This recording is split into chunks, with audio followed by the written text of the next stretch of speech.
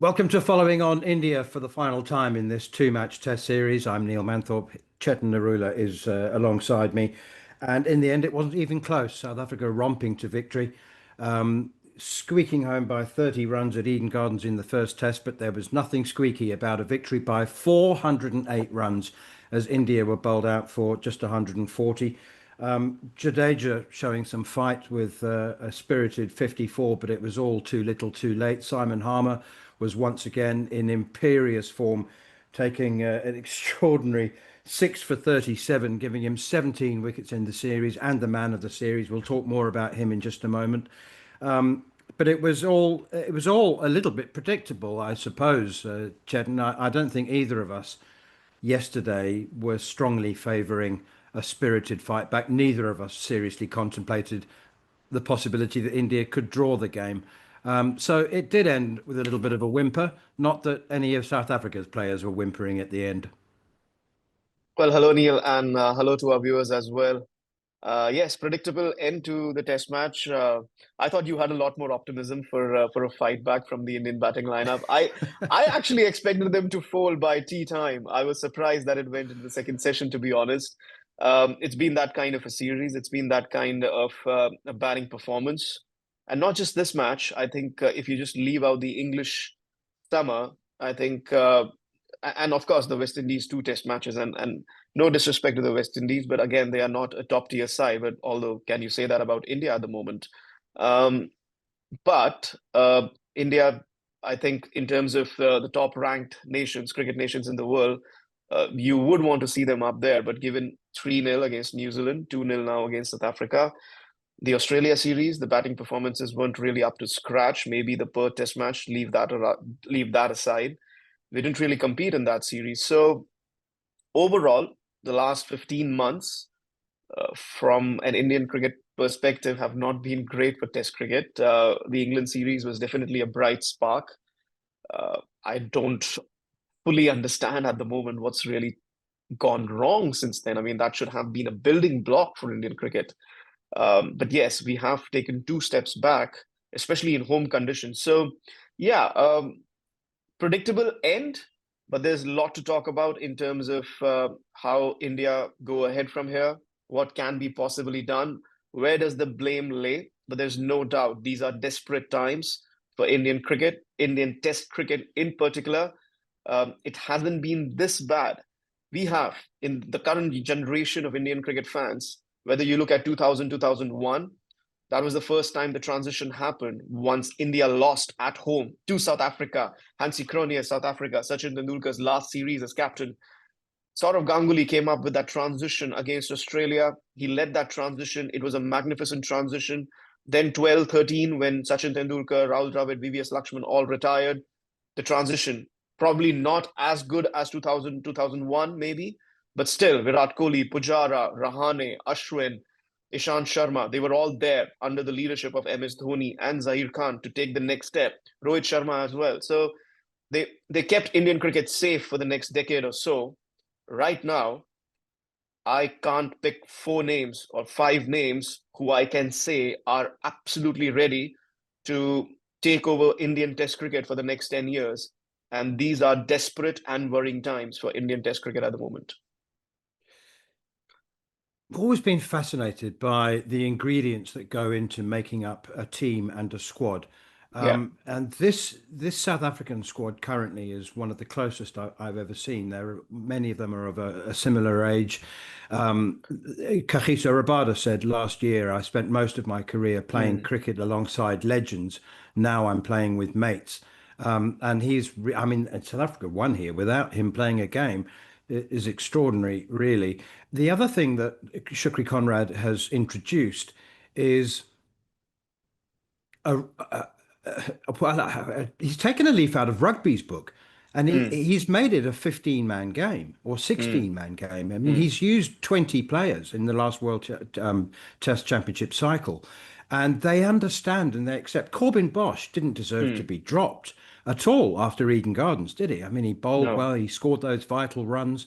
Senor and Mutasami's brought in, scores 100, and you can see that there's no sense of regret or dare I say, resentment when a player gets left out. Shukri Conrad is a very, very straight-talking man, and he makes brave and bold decisions. I said before this Test match that I didn't expect to see any changes, based on the fact that I didn't think he would Mm. be able to tap Corbin Bosch on the shoulder and say you're not playing. And yet, they've all bought into it, and it helps, of course, if you're the World Test champions and you've made the final using so many different players. But they have a very strong bond and identity and style, and it's not a set in stone style. It's adaptable, but they all have very clear jobs. They're all delighted for each other, and this is all leading up to me to say that I just don't think that the Indian team currently has an identity really. The Test Yeah. team, that is, the T20 team in the ODI completely different, and their success is knows no limits. But the Test side, for some reason, just doesn't seem to have the right ingredients. Maybe there are too many players who are Mm. unsure of their place, and are every team goes through a period where players do enough to stay in the team. But yeah, it doesn't look like an Indian team at the moment. No, it doesn't. And there's a lot to look into, or take a deep dive into this loss, the way it has happened. I mean, you look at Nitish Reddy, there are worse ways to spend 5 days than doing nothing on a Test cricket field. I mean, we've talked about that amply. Um, I mean, he's contributed less than zero. You need to bat out 2 sessions, and you come and play a reverse sweep on your third delivery. I mean, come on. But again, these are signs of our times. He's played maybe a few innings in T20 cricket, made played that one knock in Australia, and suddenly he's ready for long-term Test cricket. No, he's not. You still need to grow the player, and in a home series, in a must-win home game, you could have, when you're playing at home, and decent in-form right-handed batters are just a phone call away. I don't think that was the right call. Or the fact that you had a makeshift number three, and then Sai Sudarshan played 100 deliveries in the second innings, which actually looked good.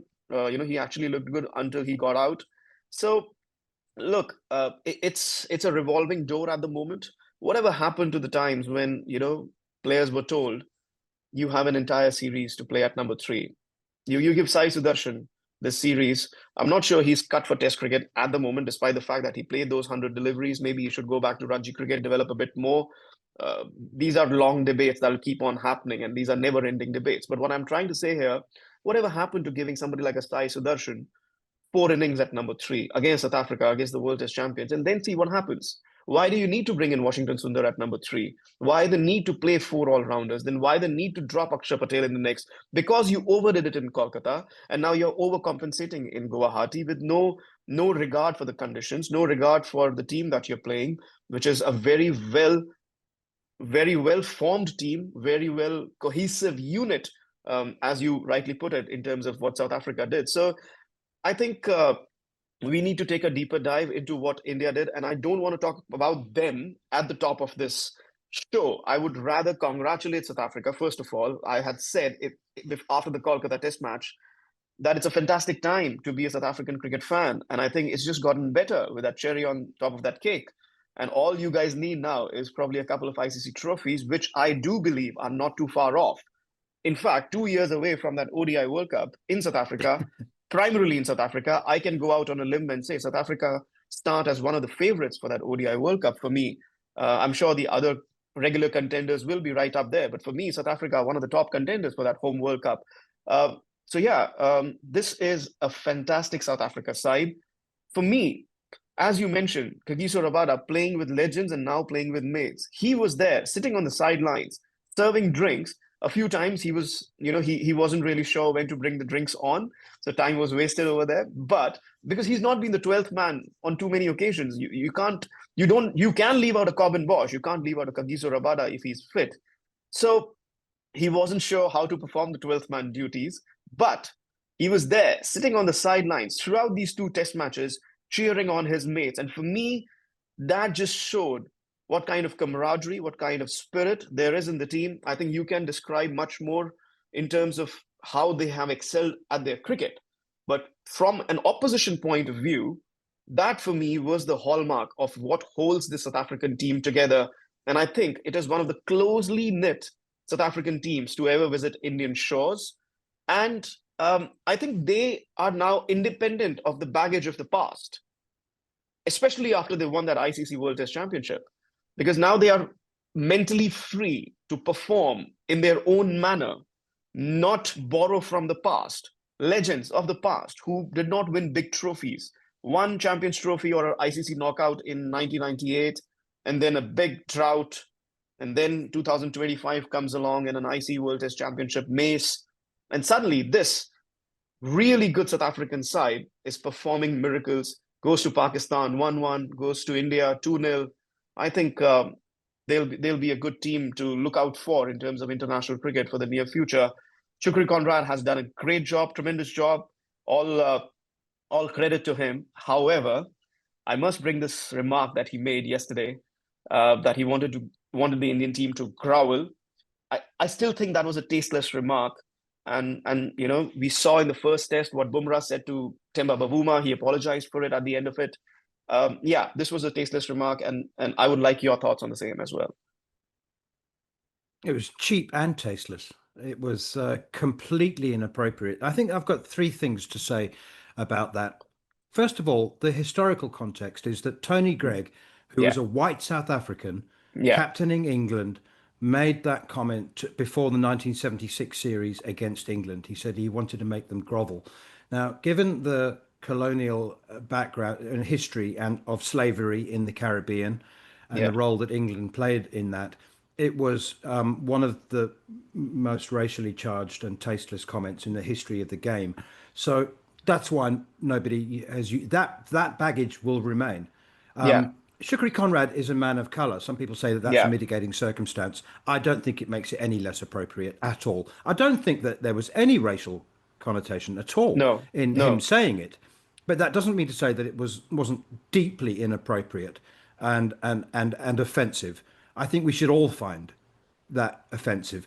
The Mm, second thing to say is let's pretend for a moment, let's take history out of it. Let's pretend for a moment that Tony Greig never said that. As you said, another word for groveling is begging, which is something that you do on your knees. Now, yeah, for for Conrad to associate this group of players with wanting anybody to grovel is deeply inappropriate and takes some of the gloss off what has been a fantastic Test match series. You yeah. know, Keshav Maharaj is one of the gentlest souls in the world. Mm, He, take Marco Jansen, the beast on the mm, field, is one of the kindest, softest, most humble mm. people off the field that you can ever Yeah. meet. Temba Bavuma, same with him. Honestly, if any of these players saw anybody on their knees, they'd be the first to go and pick them up. Mm, They wouldn't they would put a yeah. consolidatory arm around their shoulder and ask them what the problem was. That doesn't mean to say they don't play hard. Yeah. Not at all. They go as hard as possible. Look, as I just said, Janssen is a beast on the field. Maharaj is quite Mm, sensational. I mean, he's ruthless on the field. But they don't want to see anybody grovel. Absolutely not. The third thing to say is that I've known Shukri Conrad for 25 years, and I would be sorry if anybody remembers him mm, for only for this, mm. and if anybody thinks that it's a genuine reflection. He is straight talking. He's a hard man. He's unforgiving. He tells the truth, and I think that this was just a really bad choice of word, and Yeah. you know, I don't think there was anything in it. And I'm hoping that I mean, I'm hoping the only reason he hasn't apologized so far is because he doesn't want to distract from what has been a magnificent performance by the team. But I do hope that he apologizes. And by Yeah. the way, wasn't Anil Kumble is one of my favorite people in the whole world, in the sports world, that is. Wasn't he absolutely brilliant? He interviewed I was having a chat with Dale Steyn Mm, before the play started, and Kumble, he was the man who so famously said in the Pataudi lecture, I think it's 7 or 8 years ago now, "With power comes great responsibility," yeah. talking Yeah. about Indian cricket in general, Yeah. and he said it's so important to remain humble in victory. And Dale Steyn said, "Yeah," he said, "I'm sorry, Shooks, I can't agree with that. I'm not in that boat." So those are my thoughts. Yeah. You know, we've all, you and I are broadcasters. We've got to think very carefully about what we say. Shukri Conrad's not a professional broadcaster, and that was a horrible slip of the tongue.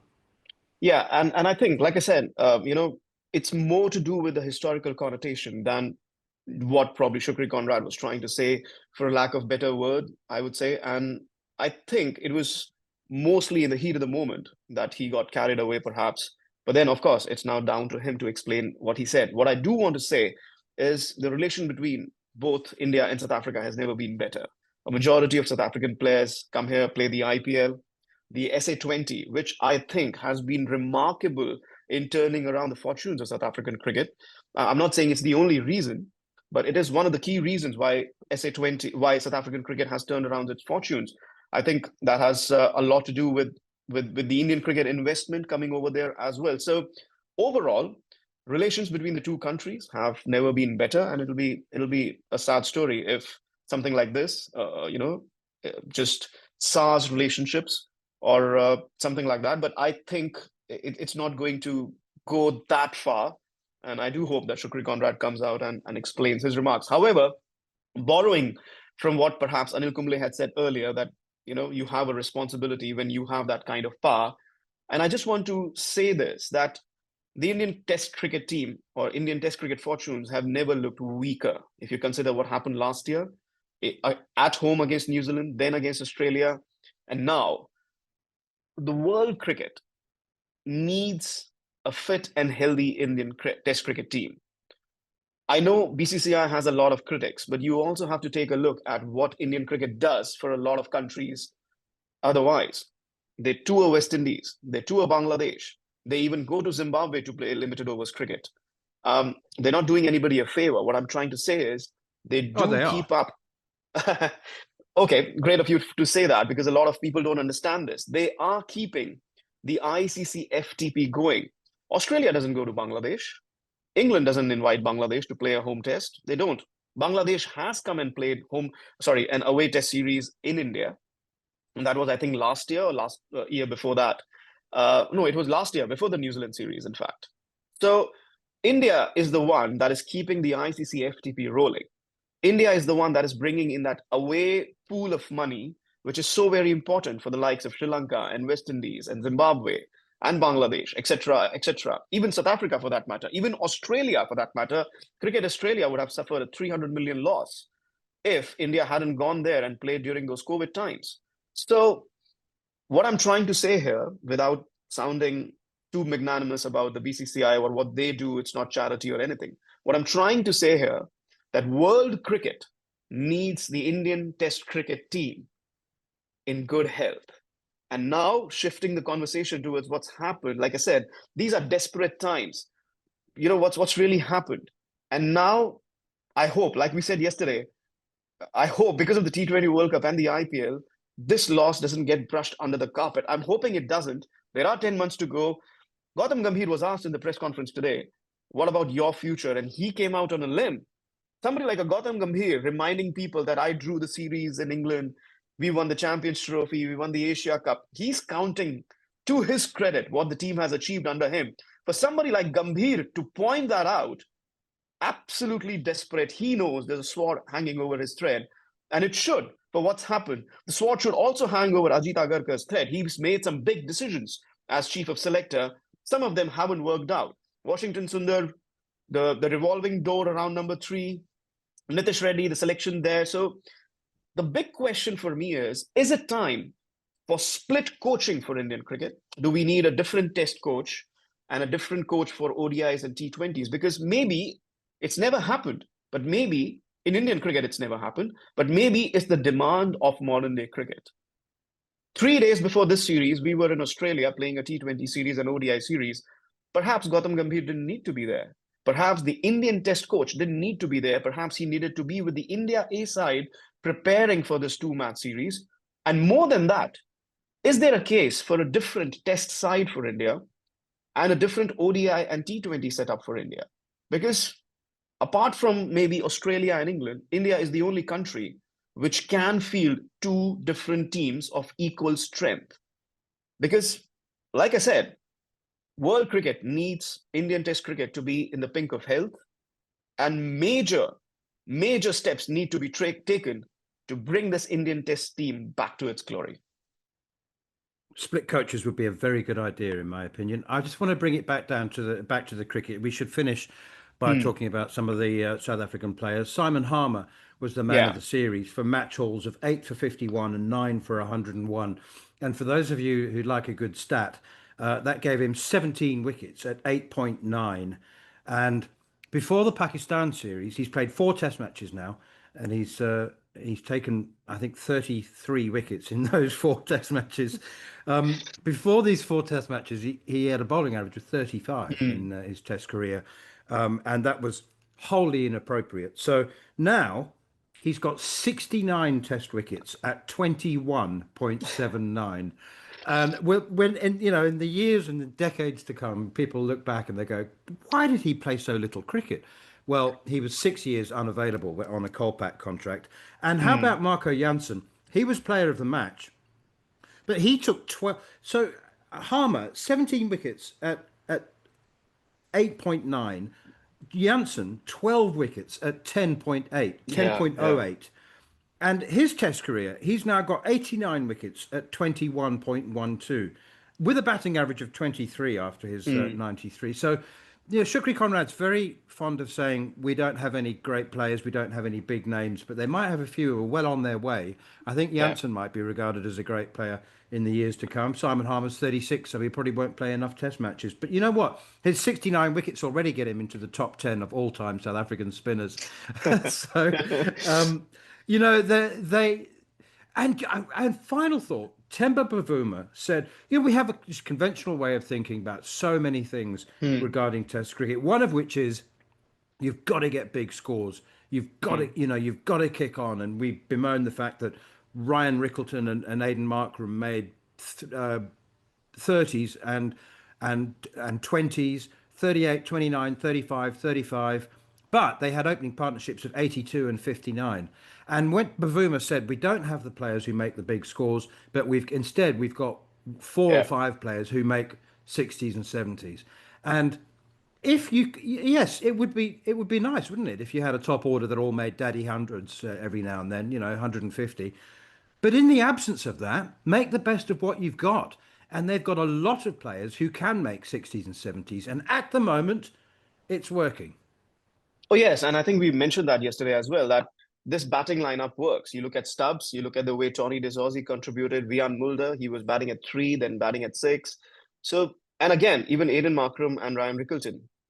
The conditions are tough. Overseas conditions are tough. It's never easy for traveling batters to get used to it rather quickly. So as long as you're scoring more runs than the opposition, I mean, I think India would take those 30s and 40s happily at the moment. Nobody's scoring 30s, 40s, let alone hundreds at the moment. So yeah, South Africa made the best of the conditions on offer.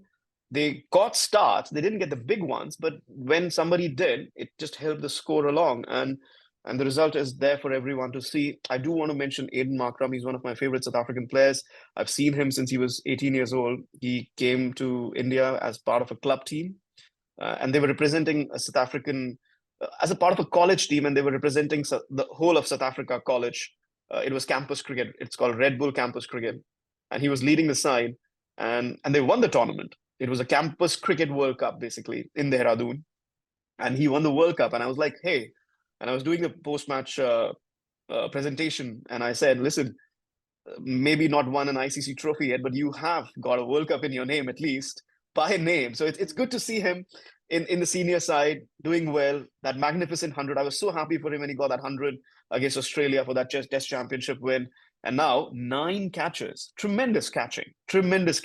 Some of the catches, I think, was it Sai Sudarshan? The ball just came to him, or was it Washington Sundar? I don't know. I don't remember exactly, but the Washington, yes, the ball just absolutely flew to him, and that was the 9th catch, I think, and he just caught it so very well. And of course, we can't forget the catch of Nitish Reddy in the first inning. So tremendous catching, tremendous batting all around from South Africa. What a tremendous win this has been. What a tremendous tour this has been. Historic tour, 25 years in the making. Yeah, absolutely. And Markram is another one who wouldn't have any interest at all in seeing anybody grovel for any reason True, whatsoever. absolutely. Right. Well, we've got a whole bunch of white ball cricket coming up now, but I'm not sure that you'll be able to watch it. You're off to America, aren't you? Having a holiday? Yes, odd time to have a holiday, but yes, I am. It's been a trip that's been in the making since 2 years now. Yeah, I'm off to South America and then Antarctica after that. So yeah, I will be watching though, Magnificent. keeping an eye on the white ball cricket, and then of course leading up to the T20 World Cup. Can't wait. And I think again, I should say this: South Africa will be major contenders. They are in a very tough group along with Afghanistan and New Zealand, but I think they should be able to get out of that. And the final word goes to the margin of victory 408 runs, not South Africa's largest by runs. That Mm. was 492 in the final test match of the Sandpaper Gate series in 2018, where Faf du Plessis was the captain and he batted on and on and And on. on and on. And they won by 492 runs. You remember there were a couple of players. Joe Mm. Burns was one of them who had to fly in from Australia because Steve Smith and Dave Warner couldn't play, and they had 24 hours to try and recover Mm. and play in a test match. So, Mm. yeah, there is no asterisk next to that, but that's the story behind it. Chetan, it's been an absolute pleasure. It's we've seen some wonderful cricket, actually, mostly from South Africa, I'm afraid to say. But 2-0, history's been made. Many thanks. Been a lot of fun, and hopefully we'll do a recap of the white ball stuff. Yeah, it's been absolute pleasure. We've got some great comments. Thanks everyone for watching and for your remarks, positive or negative. And yeah, hopefully we'll see you soon on talkSPORT. This has been Following on India.